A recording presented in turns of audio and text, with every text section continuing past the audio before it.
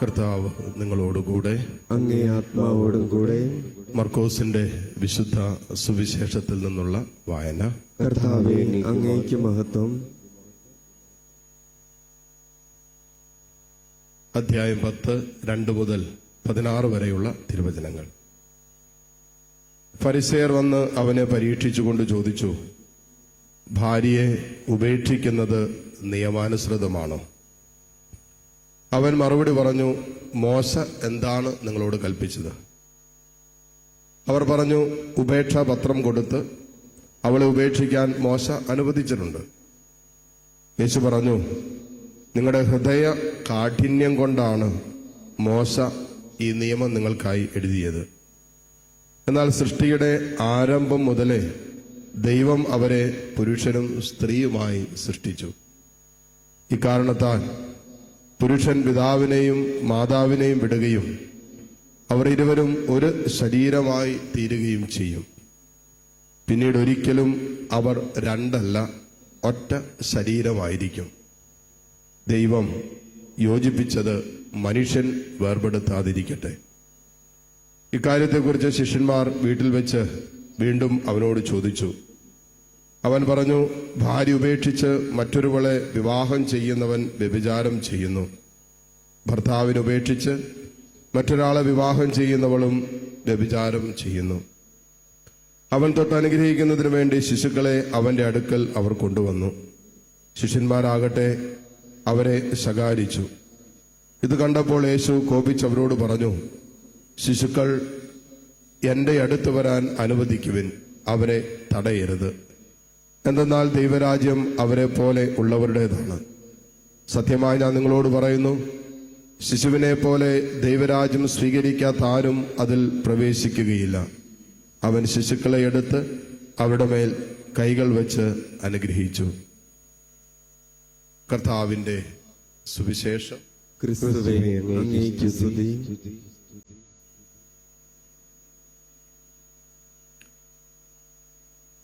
മിശിഹായിൽ ഏറ്റവും സ്നേഹമുള്ള മാതാപിതാക്കളെ, സഹോദരി സഹോദരങ്ങളെ, തിരുസഭ ഇന്ന് വായനകളിലൂടെ നമുക്ക് തരുന്ന ഏറ്റവും പ്രധാനപ്പെട്ട വിഷയം നമ്മുടെ കുടുംബങ്ങളെക്കുറിച്ചാണ്. ഈ കാലഘട്ടത്തിൽ ഏറ്റവും അധികമായി അസ്വസ്ഥപ്പെടുന്ന, ഭാരപ്പെടുന്ന ഒരു മേഖലയാണ് കുടുംബജീവിതത്തിന്റെ വിഷയം. പൗരോഹിത്യ സന്യസ്ത ജീവിതങ്ങളിലും സമാനമായ അസ്വസ്ഥതകൾ കടന്നു പോകുന്നുണ്ട്. എന്തുകൊണ്ട് എന്ന് ചോദിച്ചാൽ, ദൈവം സംവിധാനം ചെയ്തിട്ടുള്ള 2 സ്ഥാപനങ്ങളെ വിശുദ്ധ ഗ്രന്ഥത്തിലുള്ളൂ. അത് ഉൽപ്പത്തി പുസ്തകത്തിൽ ആരംഭിക്കുന്ന കുടുംബം, അപ്പസ്തോല പ്രവർത്തനങ്ങളിൽ ആരംഭിക്കുന്ന തിരുസഭ. ഇത് രണ്ടും ദൈവത്തിന്റെ സംവിധാനമാണ്, ദൈവത്തിന്റെ തീരുമാനമാണ്, ദൈവത്തിന്റെ പദ്ധതിയാണ്. അതുകൊണ്ട് തന്നെ എവിടെയൊക്കെ ദൈവത്തിന് പദ്ധതിയുണ്ടോ അവിടെയൊക്കെ ശത്രുവിനും പദ്ധതിയുണ്ട്. എത്ര കുടുംബങ്ങളാണ് ഓരോ ദിവസവും ഡൈവേഴ്സ് ആയിക്കൊണ്ടിരിക്കുന്നത്? നിങ്ങൾ ഓരോ രൂപതയിലെ കുടുംബ കോടതി കിടക്കുന്ന കേസുകളുടെ എണ്ണം കേട്ട് കഴിഞ്ഞാൽ നമ്മുടെ തല ധരിച്ചു പോകും. അത്രമാത്രം ഡൈവേഴ്സ് ഈ കാലഘട്ടത്തിൽ നടക്കുന്നുണ്ട്. ഇന്നലത്തെ പത്രത്തിലുണ്ടായിരുന്ന ഒരു കാര്യത്തെക്കുറിച്ച് ഇന്നലെ ഒരുക്ക കൺവെൻഷന് വന്ന അഗസ്റ്റിനച്ചൻ പറഞ്ഞ, ചൈനയില് വിവാഹം നടത്താൻ 10 ലക്ഷം രൂപയാണെങ്കിൽ വിവാഹമോചനം അതിനേക്കാൾ ആഘോഷമായിട്ട് നടത്തുന്നത്. 20 ലക്ഷം 30 ലക്ഷം രൂപയൊക്കെ മുടക്കി pre divorce shoot, post divorce shoot, പിന്നെ ഡൈവോഴ്സിന്റെ പരിപാടിക്ക് ചെലവാക്കുന്നത് നാട്ടുകാരെയും ലോകത്തിലുള്ളവരെല്ലാം വിളിച്ച് 10-30 ലക്ഷം രൂപ കൊടുത്ത് ഡൈവോഴ്സിന്. നന്മയെ തിന്മയായും തിന്മയെ നന്മയായും ഗണിക്കുന്നവന് ദുരിതമെന്നാണ് യെശയ്യാ പ്രവാചകന്റെ പുസ്തകം 5-ാം അധ്യായം 20 മുതലുള്ള വചനങ്ങളിൽ എഴുതി വെച്ചിരിക്കുന്നത്. അത്രമാത്രം ശത്രു ശക്തമായി നമ്മുടെ കുടുംബങ്ങളെ, സഭയെ ആക്രമിച്ചുകൊണ്ടിരിക്കുന്ന അന്ത്യകാലത്തിന്റെ കാലഘട്ടങ്ങളിലൂടെ കടന്നുപോയിക്കൊണ്ടിരിക്കുകയാണ്. അതുകൊണ്ട് ഇന്നലകളിലുള്ള ഒരു ജാഗ്രത പോരാ. ഇന്ന് നമ്മുടെ കുടുംബങ്ങളിൽ ഇന്നത്തെ വായനകൾ നമ്മൾ ഒരിക്കൽ കൂടി ഓർമ്മപ്പെടുത്തുകയാണ്. കാരണം ദൈവത്തിന്റെ പദ്ധതി, നമ്മുടെ 10 കുടുംബങ്ങളെ കുറിച്ചുള്ള പദ്ധതി വളരെ കൃത്യമായിട്ട് ആദ്യ വായനയിലും സുവിശേഷത്തിലും ഈശോ പറയുന്നുണ്ട്. ഭാര്യ ഉപേക്ഷിക്കുന്നത് നിയമാനുസൃതമാണോ എന്ന് അവർ ചോദിച്ചപ്പോൾ കർത്താവ് പറഞ്ഞു, മോശ എന്താ പറഞ്ഞേ? പറഞ്ഞു, ഉപേക്ഷ പത്രം കൊടുത്ത് ഉപേക്ഷിക്കാം. അപ്പൊ കർത്താവ് പറഞ്ഞൊരു കാര്യമുണ്ട്, ആദ്യം മുതലേ അങ്ങനെ ആയിരുന്നില്ല. അതല്ല ദൈവത്തിന്റെ പദ്ധതി. നിങ്ങളുടെ ഹൃദയത്തിന്റെ കാഠിന്യം കൊണ്ട്, അത്രമാത്രം കഠിന ഹൃദയരായി നിങ്ങൾ മാറിയത് കൊണ്ടാണ് മോശ നിങ്ങൾക്ക് വേണ്ടി അങ്ങനെ എഴുതിയത്. പക്ഷെ ആദ്യം മുതൽ അങ്ങനെയല്ല. പിന്നെന്താണ്? നിങ്ങൾ രണ്ടുപേരും ഒരൊറ്റ ശരീരമായി തീരും. ഇനിമേൽ നിങ്ങൾ രണ്ടല്ല ഒന്നാണ് എന്നുള്ളതാണ് ദൈവത്തിന്റെ പദ്ധതി. ഇതാണ് ദൈവത്തിന്റെ പദ്ധതി എങ്കിൽ ശത്രുവിന്റെ തീരുമാനം എന്തായിരിക്കും? എങ്ങനെയെങ്കിലും ഒന്നായിരിക്കുന്ന ദാമ്പത്യത്തിൽ ഒന്നായി തീർന്നവരെ രണ്ടാക്കുക എന്നുള്ളതാണ് ശത്രുവിന്റെ ഏകലക്ഷ്യം. അതൊന്നും വളരെ മനോഹരമായിട്ട് നടക്കുന്നുണ്ട്. നിസ്സാര കാരണങ്ങൾ പറഞ്ഞും അല്ലെങ്കിൽ ഒരു ദാമ്പത്യത്തിൻ്റെതായ കുടുംബജീവിതത്തിൻ്റെതായ ലക്ഷ്യങ്ങളും അതുമായി ബന്ധപ്പെട്ടുള്ള തീരുമാനങ്ങളൊക്കെ മറന്ന് കടന്നു പോകുമ്പോൾ ദൈവിക പദ്ധതിക്കാണ് തടസ്സമുണ്ടാകുന്നത്. അതുകൊണ്ടാണല്ലോ ദൈവത്തോട് ജീവിത പങ്കാളിയോട് ചേർന്നെടുക്കുന്ന ഒരു ഉടമ്പടിയാണ് വിവാഹം, കുടുംബം എന്നൊക്കെ നമുക്കറിയാം. സഭയിലൂടെ വളരെ കൃത്യമായിട്ട് ഓരോ കുടുംബം രൂപം കൊള്ളുമ്പോൾ അത് ദൈവത്തോട് ചെയ്യുന്ന ഒരു ഉടമ്പടിയാണ്. അവർ പരസ്പരം ഒരുമിച്ച് കരങ്ങൾ ചേർത്ത് പിടിച്ച് വിശുദ്ധ ഗ്രന്ഥം സാക്ഷിയാക്കി ദൈവത്തോട് ചെയ്യുന്ന ഉടമ്പടിയാണ്. മനുഷ്യനോടല്ല ഉടമ്പടി ഇവിടെ ചെയ്യുന്നത്. ഭാര്യയും ഭർത്താവും ഒറ്റ ശരീരമാണ്, അവരൊന്നാണ്. ഉടമ്പടിയുടെ മറ്റ് പാർട്ണർ ആരാന്ന് വെച്ചാൽ ദൈവമാണ്. അപ്പൊ ഭാര്യയും ഭർത്താവും കൂടി ദൈവത്തോട് ചെയ്യുന്ന ഉടമ്പടിയാണ് വിവാഹം. അതുകൊണ്ടാണ് ഇന്ന് ഒത്തിരി കുടുംബങ്ങളിൽ മക്കൾ അനുഗ്രഹിക്കപ്പെടാത്തതിന്റെ ഒരു കാരണം അന്വേഷിച്ചു പോകുമ്പോൾ വളരെ കൃത്യമായിട്ട് നമുക്ക് മനസ്സിലാക്കാൻ പറ്റും. ഭാര്യയും ഭർത്താവും തമ്മിൽ എവിടെയെങ്കിലും എന്തെങ്കിലും സ്വരച്ചേർച്ച നഷ്ടപ്പെട്ടു പോയാൽ, എവിടെയെങ്കിലും ഭിന്നതയോ കലഹമോ ഏതെങ്കിലുമൊക്കെ ഐക്യമില്ലാത്ത അവസ്ഥയുണ്ടെങ്കിൽ അത് കുഞ്ഞുങ്ങളിൽ വളരെ കൃത്യമായിട്ട് റിഫ്ലക്ട് ചെയ്യുന്ന കാണാൻ പറ്റും. കാരണം ദൈവത്തോടുള്ള ഒരു ഉടമ്പടി ബന്ധത്തിന് അസ്വസ്ഥതകൾ ഉണ്ടാകുമ്പോൾ അതിൽ ദൈവം നൽകപ്പെട്ടിട്ടുള്ള എല്ലാ വിഷയങ്ങളിലും അസ്വസ്ഥതകൾ ഉണ്ടാകും. ചെറിയ കാര്യങ്ങളൊക്കെ പറഞ്ഞുകൊണ്ടാണ് ഇന്ന് പല കുടുംബങ്ങളിലും ആ സ്നേഹം, ദൈവം എന്തിനാണോ കുടുംബത്തെ സംവിധാനം ചെയ്തത്, അവര് സ്നേഹത്തിൽ ഒരുമിച്ച് പോകാനാ. അതുകൊണ്ട് കർത്താവ് പറഞ്ഞനാ, മാതാപിതാക്കളെ വിട്ട് നിങ്ങൾ ഭർത്താവിനോട് ഭാര്യയോട് ചേരും. എനിക്കൊന്ന് ഈ വിട്ട് എന്നുള്ളതിന്റെ, ഉപേക്ഷിച്ച് എന്നുള്ളതിന്റെ അർത്ഥം ഇന്നും പലർക്കും മനസ്സിലായിട്ടില്ല. ഉടനെ എത്ര കുടുംബങ്ങളെ പ്രശ്നം എന്നറിയാവോ? കൗൺസിലിങ്ങിന് വരുന്ന ഡൈവോഴ്സിന്റെ പല കുടുംബങ്ങളുടെ പ്രശ്നം ഭാര്യയും ഭർത്താവും തമ്മിലുള്ള പ്രശ്നമല്ല. ചിലപ്പോ ഭർത്താവിന് ഭാര്യയെക്കാളും കൂടുതൽ ഇഷ്ടം, താല്പര്യം, തീരുമാനങ്ങളൊക്കെ, ആലോചനകളൊക്കെ പോകുന്നത് കുടുംബാംഗങ്ങളുമായിട്ടാ. സഹോദരി കഴിഞ്ഞ ദിവസം ഉണ്ട്, അച്ഛാ എന്നെ കെട്ടിയവൻ അപ്പനും അമ്മയും പറയുന്നതിനപ്പുറത്തേക്ക് ഒരു സ്റ്റെപ്പ് എടുത്ത് വയ്ക്കുകയല്ല. ഞാനെന്തെങ്കിലും പറഞ്ഞു കഴിഞ്ഞാൽ ശ്രദ്ധിക്കുക പോലുമില്ല. എന്നാൽ ഞങ്ങളുടെ ഒരു കുടുംബം, അച്ഛനറിയാലോ, ഞങ്ങൾ ഒരുമിച്ച് തീരുമാനിക്കേണ്ട വിഷയങ്ങളുണ്ട്. ഒരു ദാമ്പത്യത്തിൽ ഭാര്യയും ഭർത്താവും മാത്രം ചിന്തിക്കേണ്ടതും തീരുമാനിക്കേണ്ടതും ഭാവിയെക്കുറിച്ച് ആലോചിക്കേണ്ടതുമായ വിഷയങ്ങൾ ദാമ്പത്യത്തിലുണ്ട്. അതുപോലും ഈ പുള്ളിക്ക് ശ്രദ്ധയൊന്നുമില്ല. എന്നെ അപ്പം പറഞ്ഞു, അമ്മ പറഞ്ഞു, അതിനകത്ത് അപ്പുറത്തേക്ക് പോവുകയല്ല. വിവാഹം കഴിഞ്ഞു കഴിഞ്ഞാൽ നിങ്ങൾ എപ്പോഴും ശ്രദ്ധിക്കേണ്ട ഒരു കാര്യമാണ്, വിവാഹം കഴിഞ്ഞു കഴിഞ്ഞാൽ ദാമ്പത്യത്തില് സഭ വളരെ കൃത്യമായിട്ട് നമ്മളെ പഠിപ്പിക്കുന്നുണ്ട്, വചനം നമ്മളെ പഠിപ്പിക്കുന്നുണ്ട്, ഭാര്യയും ഭർത്താവും അവരൊരു കുടുംബമാണ്. അതുകൊണ്ട് എന്നെ ശ്രമിക്കുന്ന പ്രായമുള്ള മാതാപിതാക്കൾ, നിങ്ങളുടെ പ്രത്യേക ശ്രദ്ധയ്ക്ക്, മക്കളെ വിവാഹം കഴിപ്പിച്ചു വിട്ടാൽ അവരുടെ സ്നേഹവും ബഹുമാനവും അല്ലാതെ അവർ നിങ്ങൾ അനുസരിക്കണമെന്നുള്ള തീരുമാനം നിങ്ങൾ എടുക്കരുത്. അത് ഈ തീരുമാനമല്ല. അവർക്ക് അവരുടെ കുടുംബമായി, അവർക്ക് അവരുടെ തീരുമാനങ്ങളുണ്ട്, അവർക്ക് അവരുടെ ആലോചനകളുണ്ട്. അതിനവർ വിടണം. മക്കൾക്ക് മക്കളുടേതായ അവരുടെ ദാമ്പത്യത്തിന്റെ തീരുമാനങ്ങൾ, പദ്ധതികൾക്കും വിട്ടുകൊടുക്കണം. അവരെ പുറകെ നടന്നുകൊണ്ട് അവരുടെ ദാമ്പത്യത്തെ ചൊറിഞ്ഞുകൊണ്ടിരിക്കരുത്. അവരെടുക്കുന്ന തീരുമാനങ്ങളൊക്കെ നിങ്ങളുടെ തീരുമാനം കൊണ്ടാകണമെന്നും നിങ്ങൾ വിചാരിക്കുന്ന പോലെ, നിങ്ങൾ ആലോചിക്കുന്ന പോലെ ആകണമെന്ന് ശഠിക്കാൻ തുടങ്ങിയാൽ ആ ദാമ്പത്യം തകരുമെന്നുള്ളതിന് ഒരു സംശയവുമില്ല. കാരണം എന്താ, അത് അനാവശ്യമായ ഇടപെടലാണ്. വിവാഹത്തിൽ നമ്മുടെ മക്കളെ വിവാഹം കഴിപ്പിച്ചു വിട്ടാൽ അവർക്ക് അവരുടെ സ്വാതന്ത്ര്യമുണ്ട്. എത്ര മക്കൾ ഉണ്ടാകണം എന്നാരാ തീരുമാനിക്കണ്ടേ? അപ്പനോ അമ്മയാണോ? ഇവിടെ കരഞ്ഞുകൊണ്ട് വന്നൊരു സഹോദരി ചരിപ്പുറങ്ങുന്നു, രണ്ടുപേരുടെ വന്നേക്കുന്നത്. അവർക്ക് രണ്ടുപേർക്കും അവർ വിവാഹത്തിന് മുമ്പ് എടുത്തൊരു തീരുമാനമാണ്, ദൈവം തരുന്ന കുഞ്ഞുങ്ങളെല്ലാം സന്തോഷത്തോടെ സ്വീകരിക്കും. അവർ രണ്ടുപേരും കൂടി ഭാര്യ, അതായത് വിവാഹത്തിന് മുമ്പേ തന്നെ ഇവരെടുത്ത തീരുമാനമാണ്, ദൈവം തരുന്ന കുഞ്ഞുങ്ങളെ ഒരിക്കലും നോ പറയില്ല. എത്ര കുഞ്ഞുങ്ങളെ ദൈവം തന്നാലും സ്വീകരിക്കും. അങ്ങനെ ഒരു തീരുമാനമെടുത്ത് അവർ ദാമ്പത്യത്തിലേക്ക് പ്രവേശിച്ചു.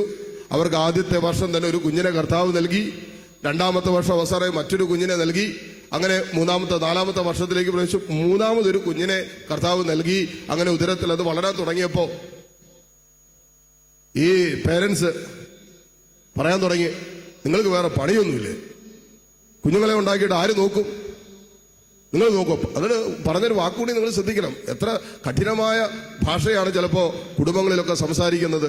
ഒരിക്കലും സംസാരിക്കാൻ പാടില്ലാത്ത, പറയാൻ പാടില്ലാത്ത രീതിയിലുള്ള ചില വാക്കുകൾ, എക്കാലവും മനസ്സിൽ മുറിവും വേദനയും അവശേഷിപ്പിക്കാവുന്ന ചില വാക്കുകൾ. ഈ അമ്മ പറഞ്ഞ ദൈവിക ജ്ഞാനമില്ലാത്ത അമ്മ പറഞ്ഞ എന്നാണെന്നറിയാവോ?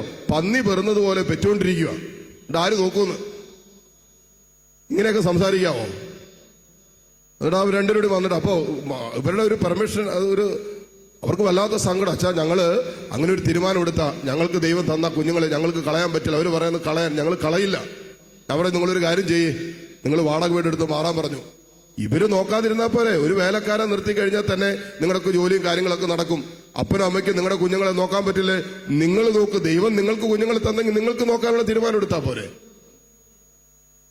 അങ്ങനെയൊക്കെ ഒരു സാഹചര്യമൊക്കെ കുടുംബങ്ങളിൽ നിന്ന് കടന്നു പോകുമ്പോൾ ദൈവിക നിയമങ്ങൾക്ക് ഉപരിയായിട്ടാണ് മനുഷ്യൻ ചിന്തിച്ചുകൊണ്ടിരിക്കുന്നത്.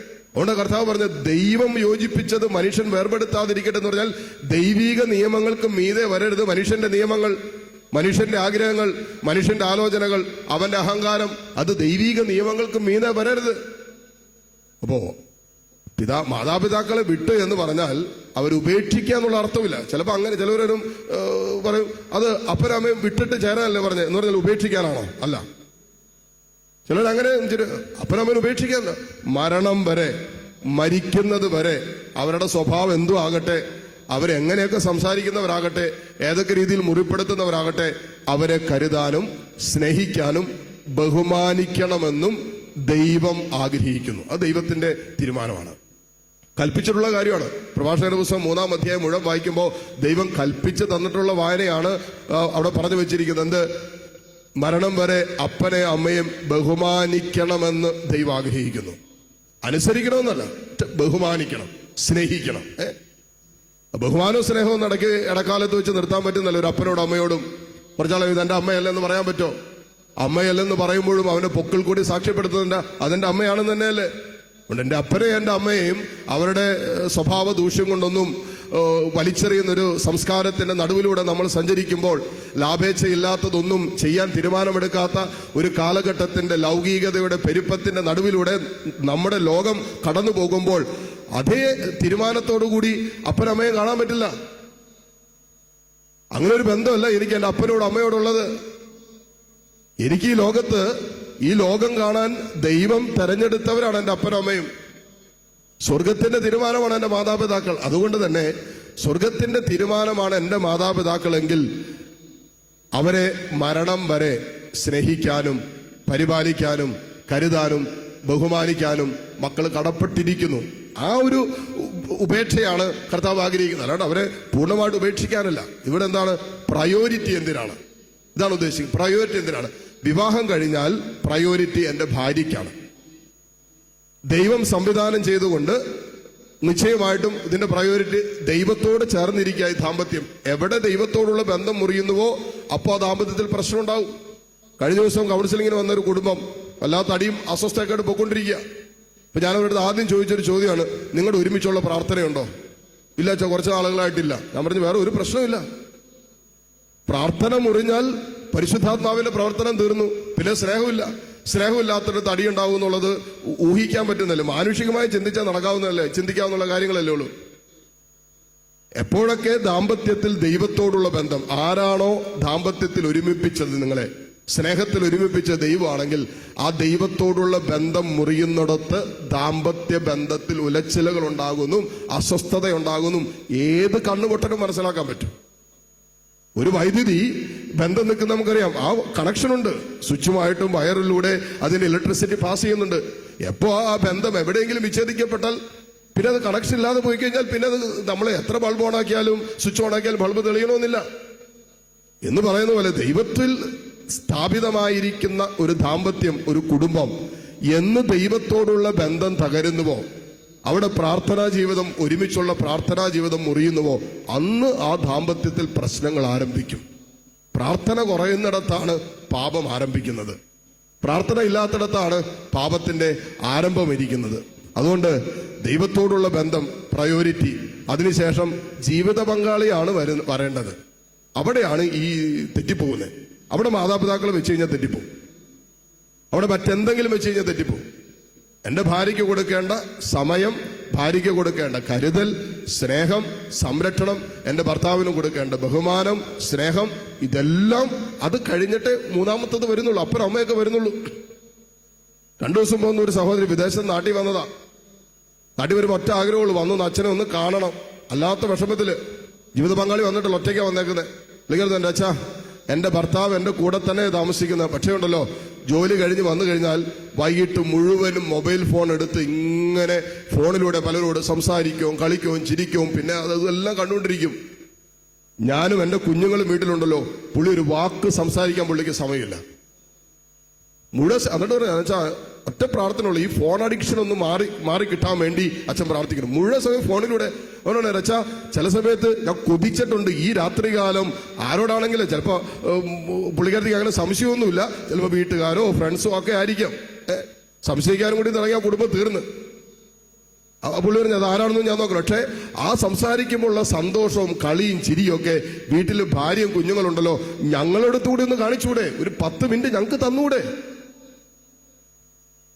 ശരിയല്ല ചോദിക്കുന്നത്. വിവാഹത്തിൽ ഒരുമിപ്പിച്ചിട്ട് പരസ്പരം സമയം കൊടുക്കാൻ പറ്റുന്നില്ലെങ്കിലോ? എവിടെയൊക്കെയോ നമ്മുടെ ദാമ്പത്യ ബന്ധത്തെ തകർക്കാൻ ശത്രു അവന്റെ തീരുമാനങ്ങൾ പല രീതിയിൽ, പല വഴിക്ക്, മൊബൈൽ അഡിക്ഷൻ ആയിട്ടോ, ചില ദാമ്പത്യേതര ബന്ധമായിട്ടോ, അവിശുദ്ധ ബന്ധങ്ങളായിട്ടോ, മൊബൈലിലൂടെയും കമ്പ്യൂട്ടറിലൂടെയൊക്കെ കടന്നു വരുന്ന തിന്മയായിട്ടോ ഒക്കെ ഇന്ന് പല ദാമ്പത്യങ്ങളുടെ മേലും ശത്രുവിന്റെ തീരുമാനം പൂർത്തീകരിക്കപ്പെട്ടുകൊണ്ടിരിക്കുക. ദൈവിക പദ്ധതി പൂർത്തീകരിക്കപ്പെടുന്നതിന് പകരം ശത്രുവിന്റെ ആലോചനകളും തീരുമാനങ്ങളുമാണ് നമ്മുടെ ദാമ്പത്യത്തിന്റെ മേൽ, കുടുംബങ്ങളുടെ മേൽ ഇന്ന് പൂർത്തീകരിക്കപ്പെട്ടുകൊണ്ടിരിക്കുക. അതുകൊണ്ട് ഈ കാലഘട്ടത്തിൽ നമ്മൾ പ്രാർത്ഥിക്കുമ്പോൾ ശരിക്കും പ്രാർത്ഥിക്കേണ്ട വിഷയമാണ്. മക്കളെയൊക്കെ വിവാഹം കഴിപ്പിച്ച് വിടുമ്പോഴുണ്ടല്ലോ, വലിയ ആഘോഷങ്ങളും ആഘോഷ തിമിർപ്പും, ചന്തയിൽ കിട്ടാവുന്ന സകല ഇറച്ചിയും മീനും വെച്ച് 1000-2000 രൂപയുടെ പ്ലേറ്റിൽ ഭക്ഷണം കൊടുത്ത് വിട്ട് കഴിയുമ്പോൾ പിറ്റേ ദിവസം മുതൽ ചങ്കുപൊട്ടി പ്രാർത്ഥിക്കണം. 1-2 മാസം കഴിയുമ്പോൾ ഇതുങ്ങൾ തിരിച്ചു പോരുക.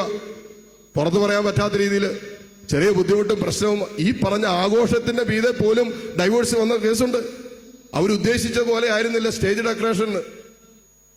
ഒരു ഡൈവോഴ്സ് എടുത്ത കാരണം ഞാൻ പറയുന്നത്, അവരുടെ സ്റ്റാൻഡേർഡിനനുസരിച്ചായിരുന്നില്ല ഈ പറയുന്ന സ്റ്റേജ് ഡെക്കറേഷന്.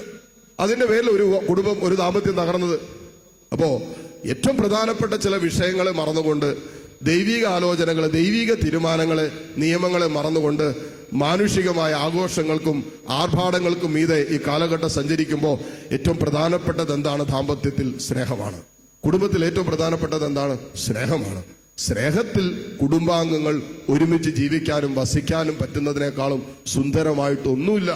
പട്ടിണിയുടെ നടുവിലും സ്നേഹത്തിൽ കഴിയുന്ന കുടുംബങ്ങളെ അറിയാം, സമാധാനത്തിൽ കഴിയുന്ന കുടുംബങ്ങളെ അറിയാം. ഒരു കുഴപ്പമില്ല അവർക്ക്, ഒരു അടിയില്ല, ഒരു ബഹളവുമില്ല, ഒന്നുമില്ല. ഇത് കോടിക്കണക്കിന് രൂപയുടെ ആസ്തിയുണ്ട്. കിടക്കുന്ന കട്ടിലും വീടും മെത്തയും ഇതൊക്കെ നോക്കിക്കഴിഞ്ഞാൽ ലക്ഷങ്ങൾ വില വരുന്നതാണ്. എന്നിട്ടും സമാധാനമില്ല, സ്വസ്ഥതയില്ല, ഒരു ഐക്യമില്ലാത്ത എത്ര കുടുംബങ്ങളുണ്ട്. അതുകൊണ്ട് ഇവിടെ ദൈവത്തെ ചേർത്ത് നിർത്തുക എന്നുള്ളതാണ് ദാമ്പത്യത്തിന്റെ ഏറ്റവും പ്രധാനപ്പെട്ടത്. ഈ ഓർഡർ തെറ്റിപ്പോയാൽ എല്ലാം പ്രശ്നമാവും, എല്ലാം ഡിസോർഡറാവും. ഈ ഇന്നത്തെ വായനകളെല്ലാം തരുന്ന എന്നാണെന്നറിയോ? കുടുംബജീവിതത്തിൽ ഒരു ഓർഡർ ഉണ്ട്. ഈ ഓർഡർ തെറ്റിയാൽ കുടുംബജീവിതം ഡിസോർഡർ ആകും എന്നുള്ളതാണ് ഇന്നത്തെ വായനകളുടെ സന്ദേശം. അതുകൊണ്ട് നമ്മുടെ കുടുംബങ്ങൾ ഡിസോർഡർ ആകാതിരിക്കാൻ ആദ്യം ദൈവത്തിന് ഇടം കൊടുക്കുക, രണ്ടാമത് ജീവിത പങ്കാളിക്ക് ഇടം കൊടുക്കുക, മൂന്നാമതേ ഉള്ളൂ മക്കളും മാതാപിതാക്കളൊക്കെ വരുന്നത്. അതുകൊണ്ട് ഈ ഓർഡർ തെറ്റിപ്പോകാതെ നമുക്ക് സൂക്ഷിക്കാൻ തയ്യാറായാൽ നമ്മുടെ കുടുംബ ബന്ധങ്ങളൊക്കെ എന്നും ദൈവം ആഗ്രഹിക്കുന്ന പോലെ അവസാനം വരെ നിലനിൽക്കുന്നതായിട്ട് ഈ ബന്ധങ്ങൾ മാറും. അതിനുവേണ്ടി ഈ ബലിയിലൂടെ പ്രാർത്ഥിക്കുകയും യാചിക്കുകയും ചെയ്യാം. ആമേൻ.